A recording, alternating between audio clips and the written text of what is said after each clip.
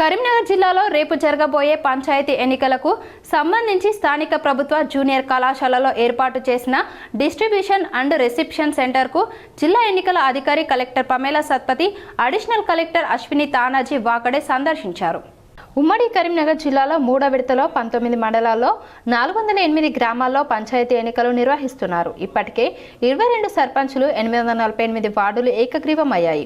386 సర్పంచ్ పదవులకు 1589 మంది, 2897 వార్డులకు 8108 మంది అభ్యర్థులు పోటీ చేస్తున్నారు.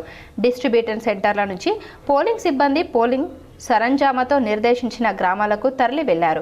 పలు డిస్ట్రిబ్యూషన్ సెంటర్లను కరీంనగర్ కలెక్టర్ పమేలా సత్పతి సందర్శించి పోలింగ్ సిబ్బందికి దిశానిర్దేశం చేశారు. గ్రామ పంచాయతీ ఎన్నికలను సమర్థవంతంగా నిర్వహించాలని సిబ్బందిని ఆదేశించారు. డిస్ట్రిబ్యూషన్ కేంద్రాల్లోని ప్రతి కౌంటర్ను ఏర్పాట్లను పరిశీలించారు. పోలింగ్ కేంద్రాలకు వెళ్లనున్న ఎన్నికల సిబ్బందితో మాట్లాడారు.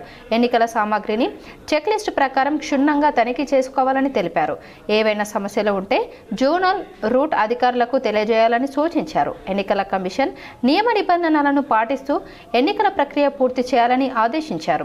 ఎప్పటికప్పుడు జిల్లా కేంద్రానికి నివేదికలు సమర్పించాలని అధికారులను ఆదేశించారు. పోలింగ్ సిబ్బందికి ఏర్పాటు చేసిన భోజనాన్ని కలెక్టర్ పరిశీలించారు.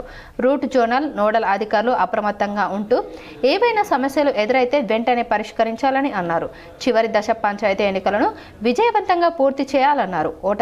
ఓటర్లు నిర్భయంగా స్వేచ్ఛగా ఓటు హక్కు వినియోగించుకునేలా వెబ్ కాస్టింగ్ తో పాటు పలు పోలింగ్ కేంద్రాల్లో సీసీ కెమెరాలు ఏర్పాటు చేస్తున్నారు.